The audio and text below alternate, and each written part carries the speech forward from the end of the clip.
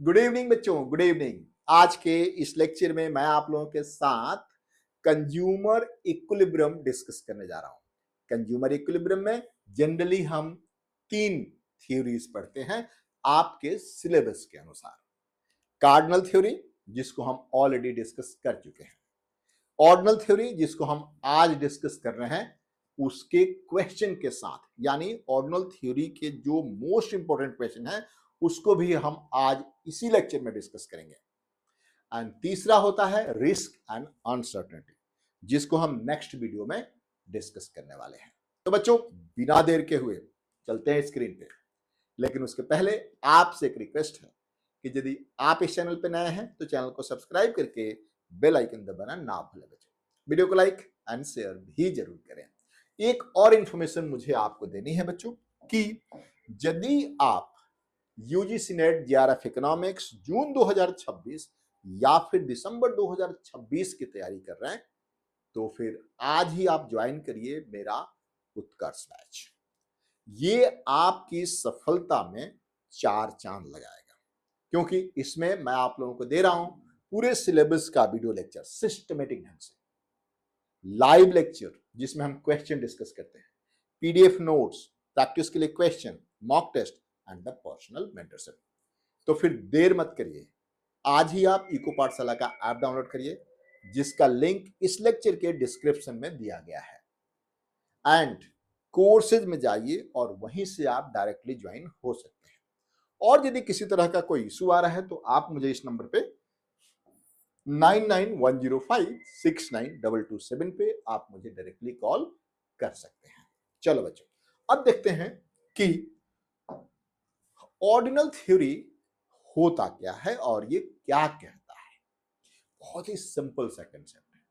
आपको याद होगा कि कार्डिनल में हमने बताया था कि पर्टिकुलर यूनिट ऑफ कमोडिटी आपको पर्टिकुलर अमाउंट ऑफ यूटिलिटी देता है। यानी यदि हम ये एक पेन यूज कर रहे हैं तो इससे हमें 50 यूनिट का यूटिलिटी मिलता है या 50 यूटिल्स का यूटिलिटी मिलता है या 10 का मिलता है या 20 का मिलता है। कहने का मतलब यह है कि कार्डिनल में हम यूटिलिटी को नंबर में मेजर करते थे, लेकिन ऑर्डिनल में ऐसा नहीं है।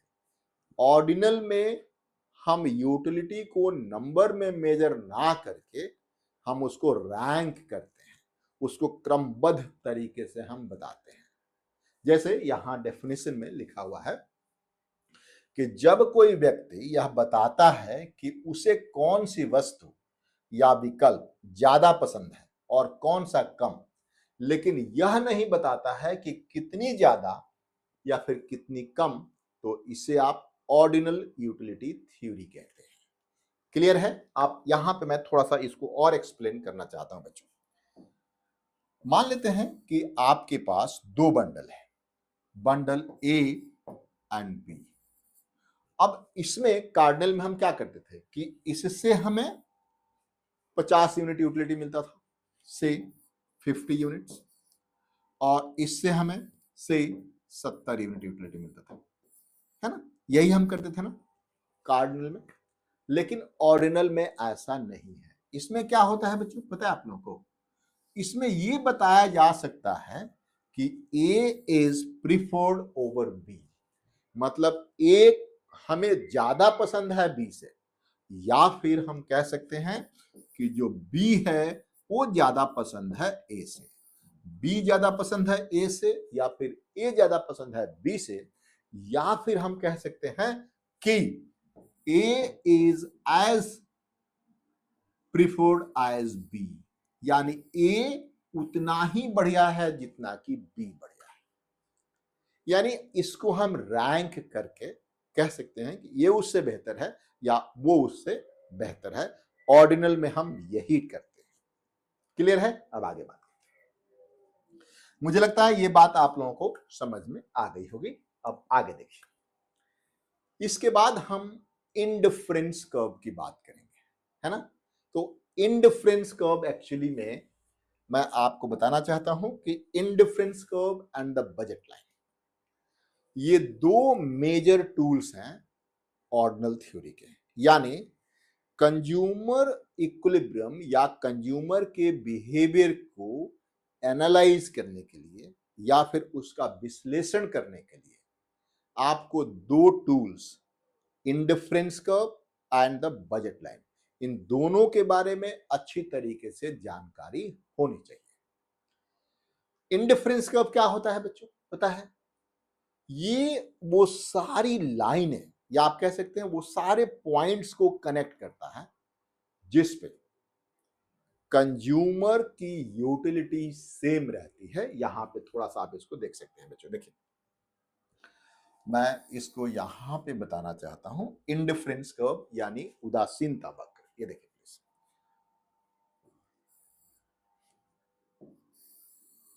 बच्चों आप लोग जल्दी से, आप कमेंट नहीं आ रहे हैं आप लोग को, जल्दी से लाइक और कमेंट करिए और अपने दोस्तों को ये क्लास शेयर भी करिए, ठीक है? करते रहिए। देखिए प्लीज, ये जो है यहां पे मान लेते हैं कि हमारे पास दो कमोडिटीज और दोनों का हम कंबाइन करके उसको कंज्यूम करना है।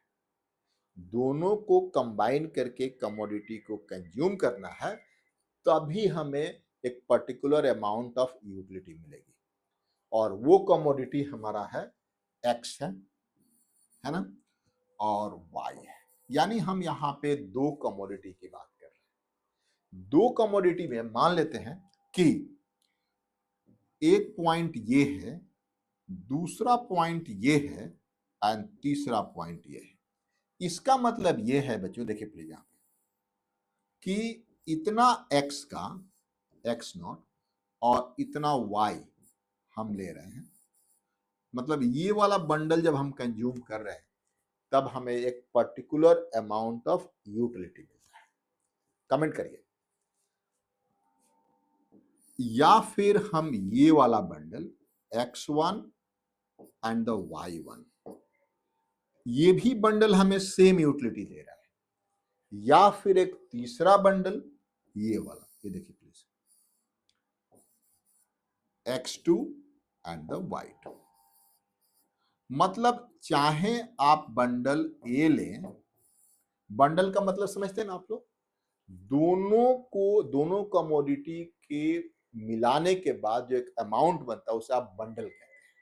यानी एक्स का कुछ अमाउंट और वाई का कुछ अमाउंट, ठीक है? याद रखिए, bundle A, bundle B and bundle C, ये तीनों पॉइंट पे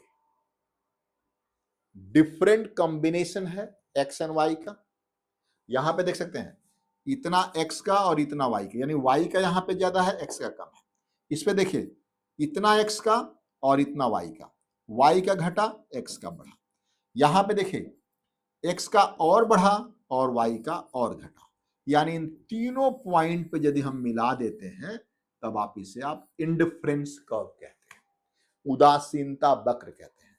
इसके हर पॉइंट पे, ये देखिए, इसके हर पॉइंट पे आपके आपको जो यूटिलिटी मिलती है वो सेम रहता है। इसीलिए इसको आप उदासीनता वक्र यानी इंडिफरेंस कर्व कहते हैं। आई रिपीट अगेन, ध्यान से समझिए, बहुत जल्दी नहीं है। आप इकोनॉमिक्स को बहुत प्यार से पढ़ा जाता है, इसमें diagram, theory, diagram and mathematics तीनों मिला के पढ़ेंगे तब आप कोई भी क्वेश्चन और आंसर कर पाएंगे। देखिए प्लीज यहां पर, यानी चाहे आप बंडल ए खरीदें या बी खरीदें या फिर सी खरीदें, आपको यूटिलिटी यू बार के बराबर मिल रहा है। यानी इस कर्व पे कहीं पर भी आपकी यूटिलिटी सेम होती है। अब बात ये, आपको इंडिफरेंस कर्व तो समझ में आ गया, इसके फीचर्स भी हम बताएंगे बाद में। लेकिन अब आपको समझना यह है कि ये जो इंडिफरेंस कर्व आता है ये यूटिलिटी फंक्शन से आता है। अब यूटिलिटी फंक्शन क्या है? अलग अलग यूटिलिटी फंक्शन होता है और उससे अलग अलग इंडिफरेंस कर्व के शेप बनते हैं। आपको मैं बता दूं, फिर से बता रहा हूं, अलग अलग यूटिलिटी फंक्शन होते हैं और उससे अलग अलग इंडिफरेंस कर्व के शेप्स बनते हैं। तो सबसे पहले हमें इंडिफरेंस कर्व को समझाने के बाद सबसे पहले हमें समझना है, क्या समझना है बच्चों, कि यूटिलिटी फंक्शन क्या होता है। सबसे पहले हम वो देख लेते हैं। देखिए प्लीज, यूटिलिटी फंक्शन ये होता क्या है। तो बहुत ही सिंपल सा कंसेप्ट है, यानी जितनी आपको यूटिलिटी मिलती है एंड जिस जिस कमोडिटी को कंज्यूम करने से आपको यूटिलिटी मिलती है, उन दोनों के बीच का रिलेशनशिप होता है यूटिलिटी फंक्शन। फिर से बता रहा हूं, आपको जितनी यूटिलिटी मिलती है जिस जिस कमोडिटी को कंज्यूम करने से, उन दोनों के बीच का रिलेशनशिप होता है। देखिए प्लीज, यहां पे जैसे आप यहां पे देख सकते हैं बच्चों, ये देखिए, ये आपका यूटिलिटी फंक्शन है ना बच्चों।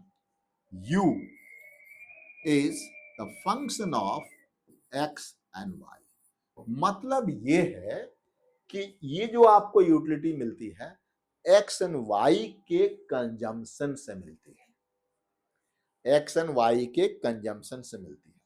इसे ही आप यूटिलिटी फंक्शन कहते हैं। मतलब this is the functional relationship between utility derived and the goods consume. यानी जितना आपको यूटिलिटी मिलता है एंड जो जो आप गुड्स कंज्यूम करते हैं, उन दोनों के बीच का रिलेशनशिप होता है। ठीक है बच्चों, आगे देखिए।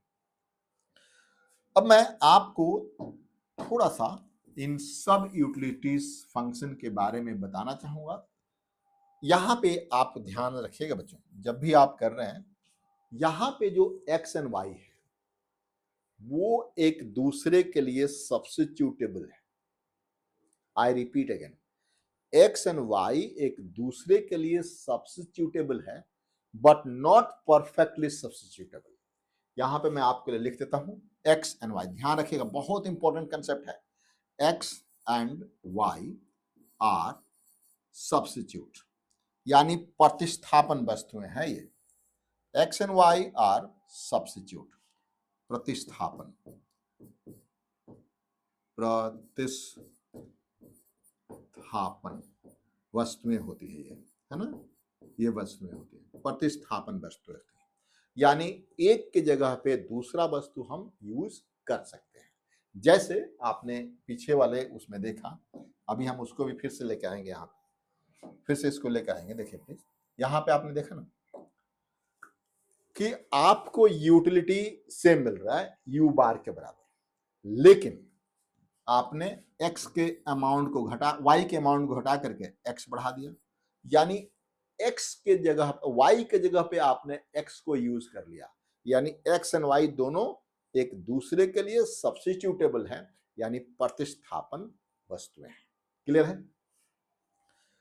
इसके बाद एक दूसरा यूटिलिटी फंक्शन, हम सबको हम बात करेंगे यहाँ पे। एक दूसरा यूटिलिटी फंक्शन आपके पास है मिन वाला यूटिलिटी फंक्शन, यानी u is equals to min X Y.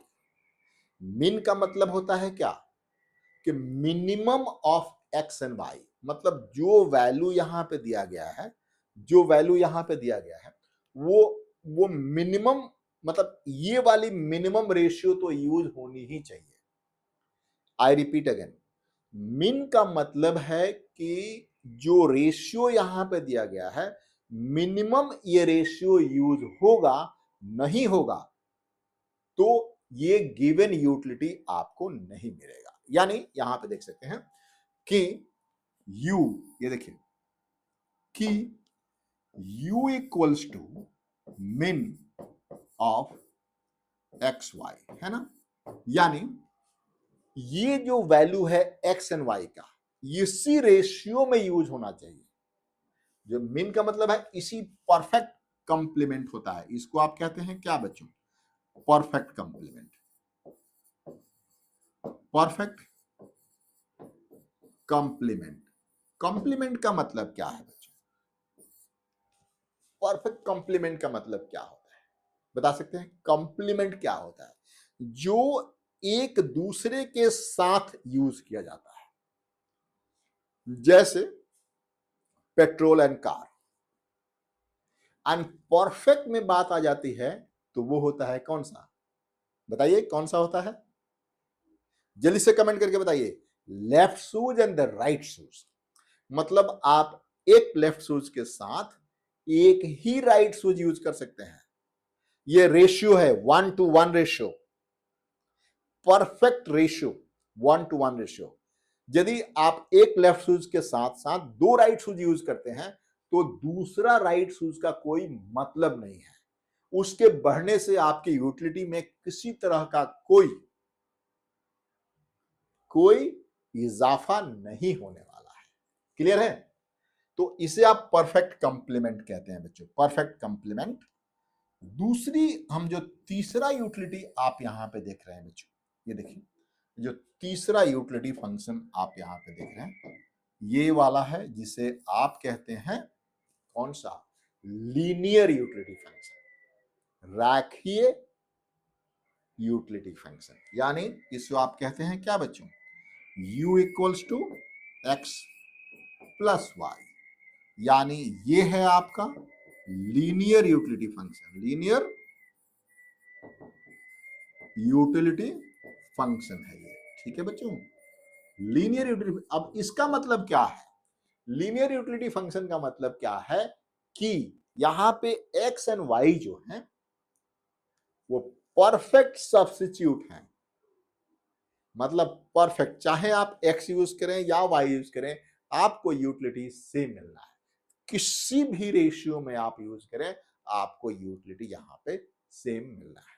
चलिए, हम इसमें ज्यादा फोकस, वैसे बच्चों ध्यान रखिए मैं आपको बताने की कोशिश कर रहा हूं, हम ज्यादा फोकस इस वाले पे करेंगे जिसमें x and y perfect substitute नहीं है, यानी एक दूसरे के साथ सब्स्टिट्यूटेबल है, प्रतिस्थापित वस्तुएं हैं, प्रतिस्थापन वस्तुएं हैं, लेकिन परफेक्ट नहीं है। इन पे भी, इसमें भी बहुत सारे क्वेश्चंस आते हैं। इनमें क्योंकि मैं आज इसी पे ज्यादा फोकस करूंगा इसलिए आपको ये वाले दोनों चीजें भी पढ़नी है, इसके बिना आपका जीआरएफ हो ही नहीं सकता है, मैं आपको बता रहा हूं। और ये इसका डिटेल जो मिलेगा मेरे कोर्स में, मेरे पेड कोर्स में मिलता है। पहले इसको हम समझते हैं बच्चों, चलिए आगे बात करते हैं। ये देखिए, हम अब ले रहे हैं जो हमारे पास जो है, जो पहली utility function u is equals to x and y. ठीक है बच्चों, इसका मतलब क्या है, इसका मतलब समझिए कि ये जो हमें u जो यूटिलिटी मिलती है ना, वो कब मिलती है, जब हम x एंड y को यूज करते हैं, एंड x एंड y का हम कोई भी कॉम्बिनेशन यूज करें हमारी यूटिलिटी ये कांस्टेंट रहती है। ये कौन बताता है, ये बताता है इंडिफरेंस कर्व। तब आप चाहें तो इससे आप इंडिफरेंस कर्व निकाल सकते हैं। देख लीजिए तो कैसे निकालते हैं। आपको पता है ना बच्चों कि इंडिफरेंस कर्व पे यूटिलिटी बराबर रहती है, पता है ना आप लोगों को। ये देख लीजिए, यहां पे यदि आपको u कांस्टेंट रखना है x इंटू वाई से, तो यदि आपको y चाहिए तो क्या करना पड़ेगा बच्चों, यदि आपको y चाहिए तो u बाई x करना पड़ेगा, है ना बच्चों। देख रहे हैं आप लोग। अब देखिए, यदि x बढ़ेगा, यदि इसको तो कांस्टेंट रखना है, ध्यान समझिएगा, इसको कांस्टेंट रखना है, u को कांस्टेंट रखना है, तो यदि आपको x की अमाउंट बढ़ानी है तो y की अमाउंट घटानी पड़ेगी। आई रिपीट अगेन, u को, चूंकि इंडिफरेंस कर्व क्या कहता है कि इसके हर पॉइंट पे, ध्यान से समझिएगा, इंडिफरेंस कर्व कहता है कि इसके हर पॉइंट पे यूटिलिटी सेम रहता है। तो यहां से इसको आप थोड़ा सा मैनिपुलेट किया हमने, y इज इक्वल टू क्या हो गया, u बार बाई एक्स, ये तो कांस्टेंट रहेगा, यदि ये बढ़ेगा तो इसका घटना लाजमी है।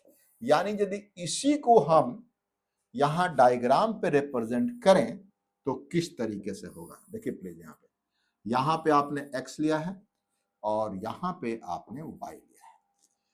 तो यदि आप ये देखिए, ये है ना आपके पास indifference curve at which u is constant, अब देखिए, ये वाला मान लेते हैं एक कॉम्बिनेशन है, इतना एक्स नॉट और ये वाई नॉट का। मान लेते हैं कि आपको एक्स बढ़ाना है। यदि आपको एक्स बढ़ाना है तो वाई की अमाउंट आपको घटानी पड़ेगी, है ना। तो आप कहने का मतलब चाहे आप ए पे हैं या फिर आप बी पे हैं, दोनों पे आपकी यूटिलिटी कांस्टेंट है। तो इससे यानी ये देखिए, ये वाली जो यूटिलिटी फंक्शन है, ये वाली जो यूटिलिटी फंक्शन है, इससे जब हम इंडिफरेंस कर्व डिराइव करते हैं तो indifference curve downward sloping convex to its origin होता है। I repeat again, indifference curve downward sloping मतलब नीचे गिरता हुआ, कन्वेक्स टू इट्स ओरिजिन होता है। क्लियर है। अब देखिए फटाफट इंडिफरेंस कर्व के कुछ फीचर्स हमें जानने होते हैं। तो पहला है कि इंडिफरेंस कर्व, या आप देखिए ऑर्डिनल थ्योरी के बहुत सारे एजम्पशन हैं, जो एजम्पशन मैंने आपको नोट्स में दिया हुआ है। तो ऑर्डिनल थ्योरी के यदि सारे एजम्पशन होल्ड ट्रू करते हैं, सारे एजम्पशन जैसे कि नॉन सैटिस्फैक्शन, कंज्यूमर कभी सेटिस्फाई नहीं होता है, टू कमोडिटी फ्रेमवर्क, ठीक, इस तरह के बहुत सारी आपके पास एजम्पशन है। यदि वो सारे एजम्पशन सेटिस्फाई होते हैं, होल्ड ट्रू होते हैं, तब indifference curve downward sloping convex to its origin होता है। पहली बात। दूसरी बात, इंडिफरेंस कर्व स्ट्रेट लाइन होगा कब? जब यूटिलिटी फंक्शन लीनियर होगा। उसकी अभी हम बात नहीं कर रहे, ठीक है बच्चों। ये आपके पास यहां पे थोड़ा सा इंडिफरेंस कर्व आपने समझ लिया बच्चों। अब हम बात करेंगे इंडिफरेंस कर्व विद मिनिमम यानी ये वाली यूटिलिटी के साथ। यानी अब यदि आपके पास ये वाली यूटिलिटी होती है, ये देखिए प्लीज, मिन ऑफ एक्स एंड वाई, ठीक है बच्चों। मिन का मतलब मैंने शुरुआत में ही बताया आपको कि मिन का मतलब है कि ये इसी रेशियो में, ये जो दिया गया है मिनिमम ये रेशियो होना चाहिए। अदरवाइज यदि किसी एक कमोडिटी की अमाउंट आप ज्यादा बढ़ा देते हैं या कम कर देते हैं तो वो वाली यूटिलिटी आपको नहीं मिलेगी। यदि ज्यादा करेंगे तो यूटिलिटी में कोई चेंज नहीं आएगा, और यदि कम करेंगे तो यूटिलिटी वो मिलेगी ही नहीं। यानी यहां पे आप देख सकते हैं परफेक्ट कंप्लीमेंट के केस में बहुत ही इंपॉर्टेंट सारी चीजें होती हैं बच्चों। आप लोग कमेंट करके बताइए कि इस केस में, ये देखिए इस केस में इंडिफरेंस कर्व का शेप कैसा होगा, जल्दी से बताइए। तब तक मैं आप लोगों को यहां बता रहा हूं, इस केस में इंडिफरेंस कर्व का शेप जो होता है वो एल शेप होता है। यहां देखिए क्यों एल शेप होता है, देखिए प्लीज। यहां पे एक्स और ये है आपका वाई। मान लेते हैं कि आपने ये वाला कॉम्बिनेशन चूज करा है, इतना एक्स एंड इतना वाई, ठीक है ना। अब हमने बोला कि ये रेशियो ही यूज होगा, इसके अलावा और कोई रेशियो यूज नहीं होगा, यानी इतना एक्स और इतना वाई यूज होगा। सपोज कि आपने वाई को कांस्टेंट रखा और एक्स की अमाउंट बढ़ाते गए, तो आपकी यूटिलिटी में कोई चेंज नहीं आएगा, क्योंकि एक लेफ्ट शूज और 5 राइट शूज हो जाए तो आपकी यूटिलिटी बढ़ेगी? बिल्कुल नहीं बढ़ेगी। तो इस तरीके से ये जो लाइन है ऐसे बढ़ती जाएगी, है ना। सिमिलरली यदि आप x को कांस्टेंट रखें और y को बढ़ाते जाएं, तब भी आपको किसी तरह के यूटिलिटी में कोई इजाफा नहीं होने वाला है, ठीक है। अब इस केस में क्या हो जाएगा, ये देखिए प्लीज।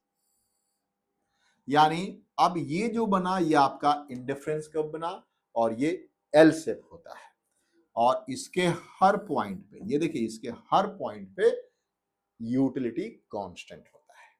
अब एक और चीज, ये सिर्फ इतना ही नहीं है बच्चों, ये देखिए, ये जो एल शेप बन रहा है सिर्फ इतना ही नहीं है, इसमें आपका एमआरएस क्या होगा, स्लोप ऑफ इंडिफरेंस कर्व क्या होगा, कहाँ पे इनफाइनाइट होगा, कहाँ पे जीरो होगा, कहाँ पे वन होगा, ये आपको पूरा डिटेल में समझना होगा, तभी आपका जेआरएफ हो जाएगा। मैं आपको बता रहा हूं। और उस पूरे डिटेल में पढ़ने के लिए आपको मेरा पेड कोर्स ज्वाइन करना पड़ेगा। यहाँ पे मैं आपको जितना हो सकता है उतना मैं करा रहा हूं आपको। देखिए प्लीज यहाँ पे हमने बोला, और तीसरा जो है बच्चों आप देख सकते हैं यहाँ पे, तीसरा यूटिलिटी फंक्शन जो हमने लिया था अभी, कौन सा लिया था बच्चों? कौन सा? ये देखिए तीसरा यूटिलिटी फंक्शन हम लिया था u is equals to x plus y. ये क्या है? ये लीनियर यूटिलिटी फंक्शन है, एंड इसका जो इंडिफरेंस कर्व बनेगा वो स्ट्रेट लाइन बनता है, क्योंकि लीनियर है और ये दोनों के दोनों ही एक दूसरे के साथ परफेक्ट सब्स्टिट्यूट होते हैं बच्चों। क्या होते हैं बच्चों ये?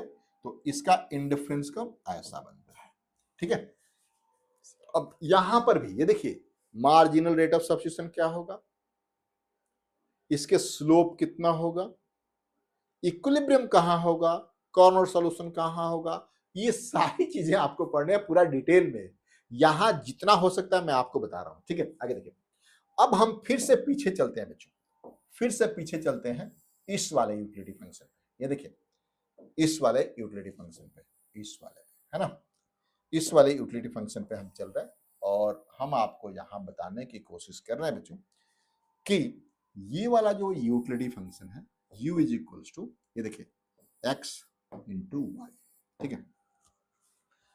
सबसे पहले हमने यहां पे इससे इंडिफरेंस कर्व हमने ढूंढ लिया था कि इंडिफरेंस कर्व डाउनवर्ड स्लोपिंग होता है, डाउनवर्ड स्लोपिंग होता है, and convex to its origin होता है। हमने ये ढूंढ लिया था।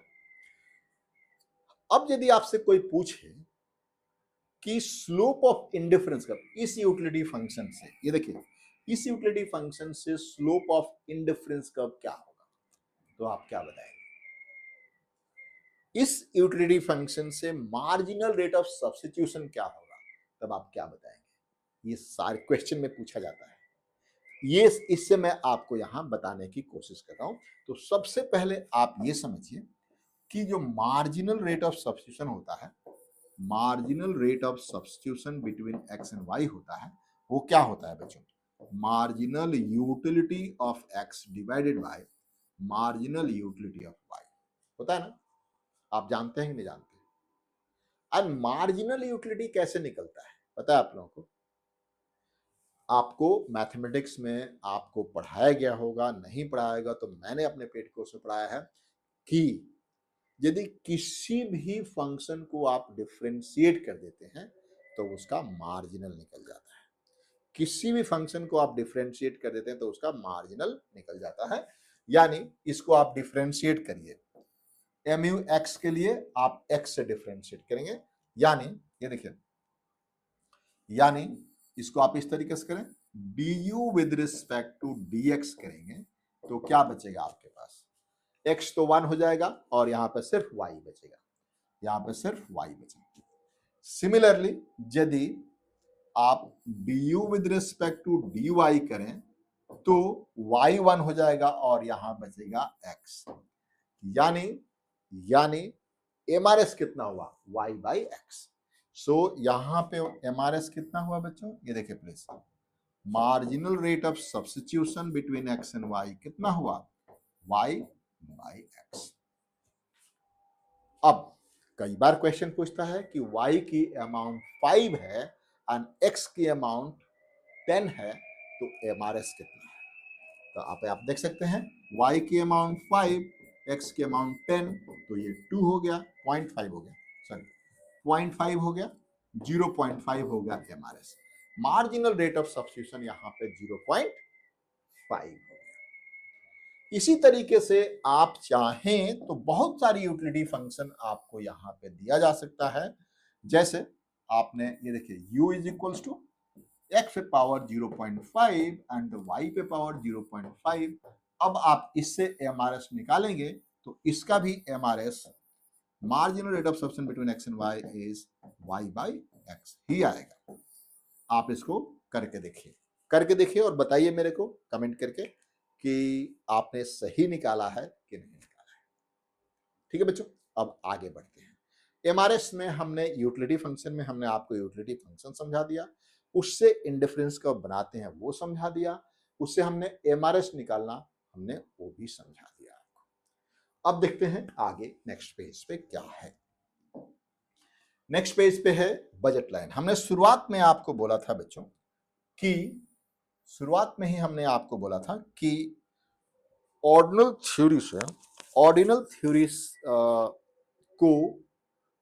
थ्योरी के थ्रू कंज्यूमर के बिहेवियर को एनालाइज करने के लिए हमें दो टूल्स की जरूरत पड़ती है, एक तो इंडिफरेंस कर्व और दूसरा बजट लाइन। बजट लाइन होता क्या है आप बता सकते हैं?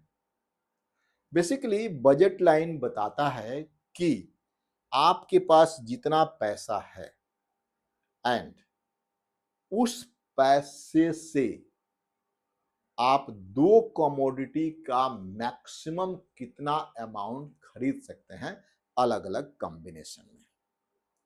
मान लेते हैं ये देखिए आपके पास ये होता है आपके पास जो आपका पास पैसा है, मान लेते हैं टोटल अमाउंट आपके पास मनी है m, प्राइस ऑफ x हो गया x इनटू इससे कितना अमाउंट ऑफ x खरीदेंगे, ठीक है, plus price of y into y कितना अमाउंट, ये क्या है बच्चों और ये क्या है, ये क्या है टोटल एक्सपेंडिचर। ये देखिए टोटल एक्सपेंडिचर ऑन x, क्योंकि price of x into x, और ये क्या है टोटल एक्सपेंडिचर ऑन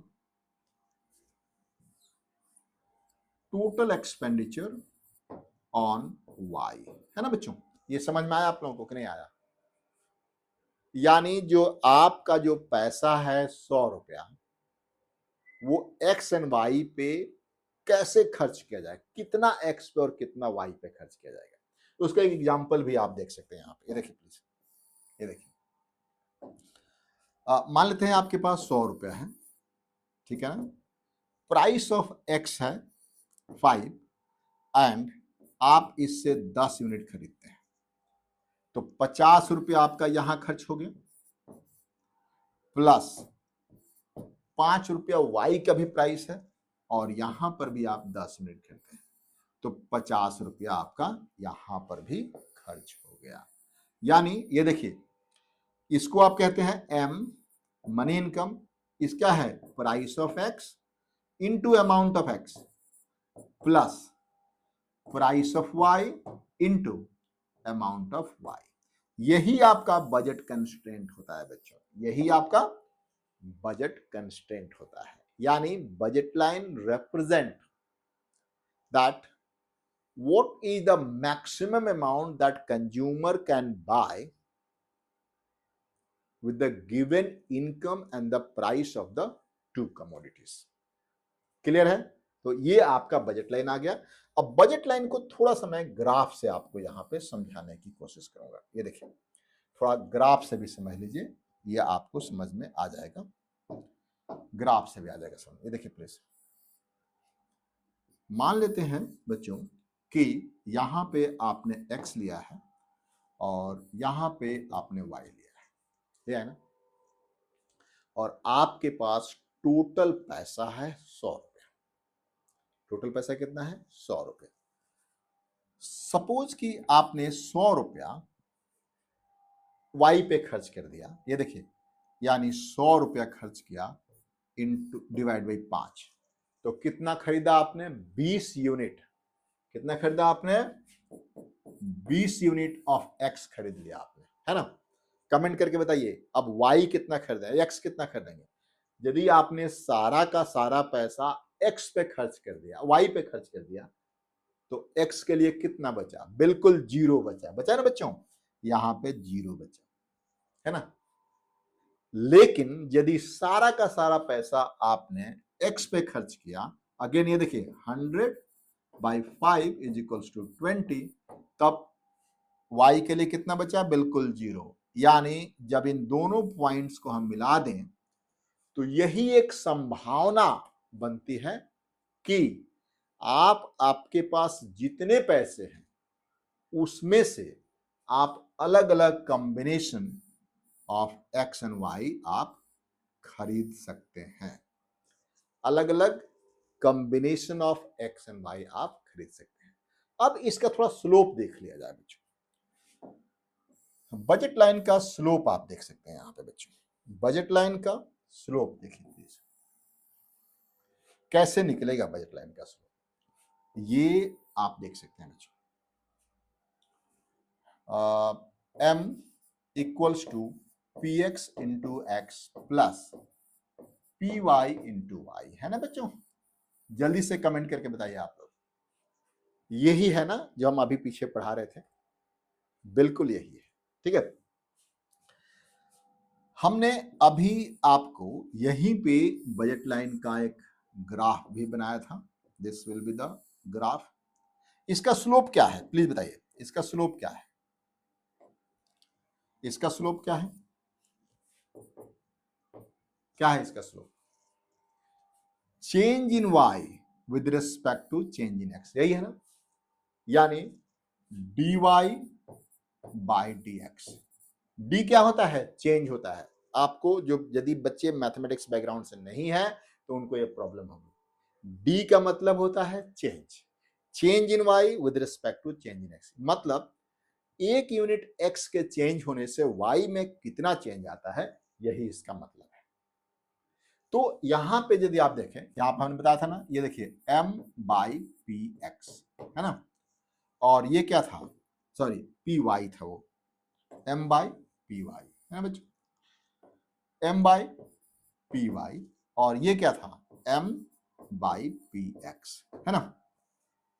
इसको आप ध्यान से देखिए, ये एक राइट एंगल ट्रायंगल है और जो बजट लाइन है वो राइट एंगल ट्रायंगल का हाइपोटेनियस है। आई रिपीट अगेन, ये जो कर्व है इसको आप ध्यान से देखिए, ये एक राइट एंगल ट्रायंगल का हाइपोटेनियस है और राइट एंगल ट्रायंगल का हाइपोटेनियस का जो स्लोप होता है वो tan थीटा होता है, मतलब हाइट ओवर बेस। तो हाइट हमारा ये है और बेस हमारा ये है ना बच्चों?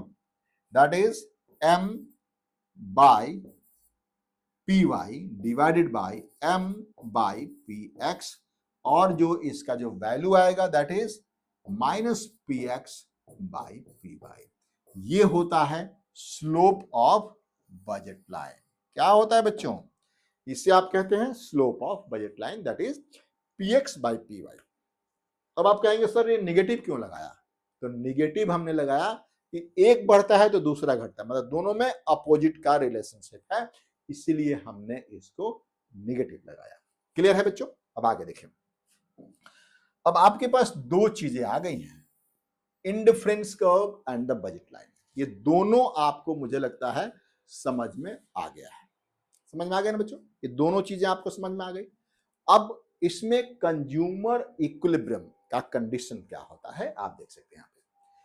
कंज्यूमर इक्विलिब्रियम में ये देखिए, मतलब उपभोक्ता संतुलन, ये देखिए उपभोक्ता संतुलन का जो कंडीशन है,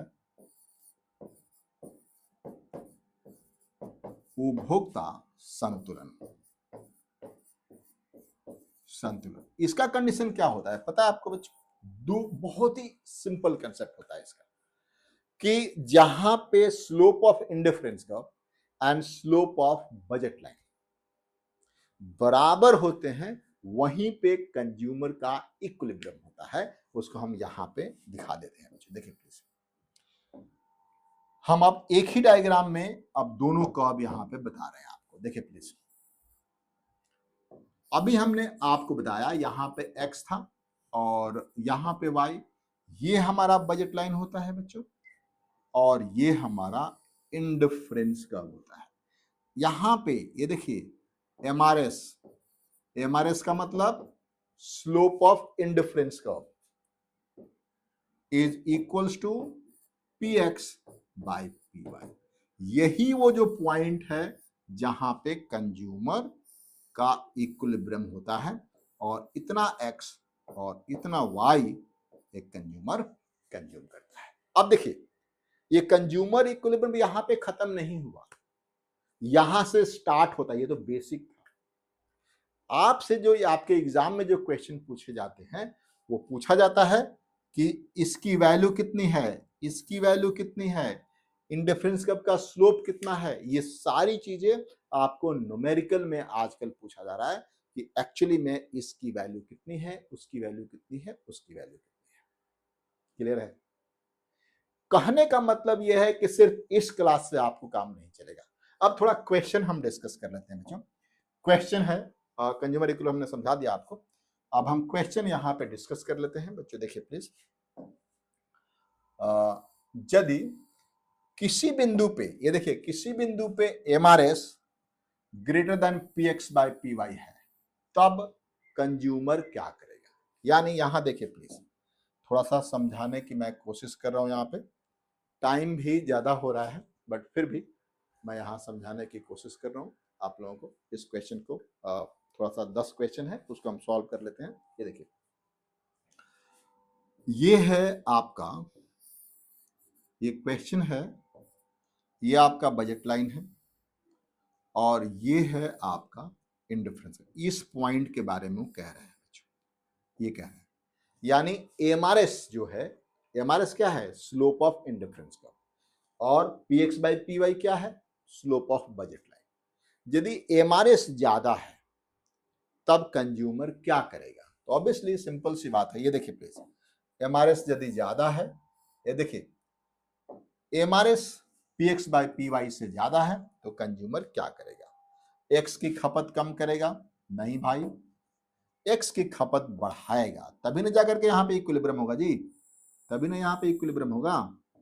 एक्स की अमाउंट वो बढ़ाएगा, एक्स के अमाउंट घटाएगा नहीं, वो एक्स के अमाउंट बढ़ाएगा। यानी वाई के अमाउंट कम करेगा और एक्स के अमाउंट बढ़ाएगा, तब जाकर के वो इक्विलिब्रियम पे होगा और वो हायर इंडिफरेंस कर्व पे भी होगा।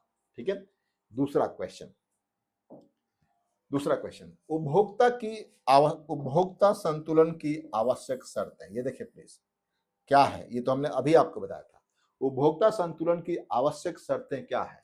Marginal rate of substitution is equals to p x by p y होना चाहिए। अभी हमने बताया आप लोगों को बच्चों, बजट लाइन क्या है, p x by p y है ना। ये पॉइंट क्या है, M R S x y is equals to p x by p y, यानी ये वाला आंसर होना चाहिए। क्वेश्चन नंबर 3 देखिए, क्वेश्चन नंबर 3 क्या है, यदि आईसी कन्वेक्स है, हमने अभी तक तो पढ़ा था आपको आईसी, सॉरी आईसी कनकेव है, क्वेश्चन कह रहा है आईसी कनकेव है, तो संतुलन स्थिर होगा अस्थिर होगा। ऑब्वियसली हमने बताया आपको कि कंज्यूमर इक्विलिब्रियम के लिए indifference curve convex to its origin होना चाहिए, लेकिन ये कह रहा है कि यदि इंडिफरेंस कर्व ऐसा है तब क्या इक्विलिब्रियम संतुलित है, नहीं, ये स्थिर नहीं है। इसमें थोड़ा सा भी चेंज आने पे ये इक्विलिब्रियम से डिविएट होकर के कहीं दूर चला जाएगा। ठीक है बच्चों। नेक्स्ट क्वेश्चन आपके स्क्रीन पे आप देख सकते हैं। बच्चों आप लोगों को मैं बता रहा हूं कि इकोनॉमिक्स पढ़ने के लिए बहुत पेशेंस का काम है, बहुत स्लो पढ़ते हैं। आजकल जो यूट्यूब पे जो हल्ला करे ना, उस तरीके से इकोनॉमिक्स नहीं पढ़ा जा रहा है। बहुत पेशेंस, धीरे धीरे करके आपको इकोनॉमिक्स सीखना है। यहां देखिए, px is 5, py is 2 and mrs is 3। हमने क्या बोला बच्चों, marginal rate of substitution between x and y is equals to px by py, यही है ना। ये कितना है 3 इज इक्वल्स टू px कितना है 5, py कितना है 2। ये देखिए 5/2, दैट इज, आप देख सकते हैं कि 3 is greater than 5/2, that is MRS is greater than price ratio. Consumer x की अमाउंट बढ़ाएगा, कंज्यूमर एक्स की अमाउंट बढ़ाएगा। आंसर हुआ बी। क्वेश्चन नंबर 5 आपके स्क्रीन पे, ये देखिए प्लीज, क्या है? बजट रेखा का ढाल क्या होता है? अभी तो बताया आपको, -px/py, यही आंसर है बजट रेखा का ढाल। क्वेश्चन नंबर 6, यदि MUX 40 है, MUY 20 है, PX 10 एंड PY 5 है, तो उपभोक्ता क्या करेगा? संतुलन में है, X अधिक खरीदेगा, Y अधिक खरीदेगा, या फिर दोनों कम खरीदेगा? ये देखिए, MRS क्या होता है बच्चों? MRS between X and Y, MUX 40, MUX 40, that is 40 by MUY 20 is equals to PX 10 by PY 5। ये तो दोनों बराबर हैं, कंज्यूमर इक्विलिब्रियम पे है ना? इसकी वैल्यू भी 2 आया और इसकी वैल्यू भी 2 आया, कंज्यूमर इक्विलिब्रियम पे है। तो बच्चों आज के इस क्लास में इतना ही बच्चों, और कल हम फिर 8 बजे आप लोगों के साथ मिलते हैं। थैंक यू बच्चों, thank you and keep learning. जय हिंद।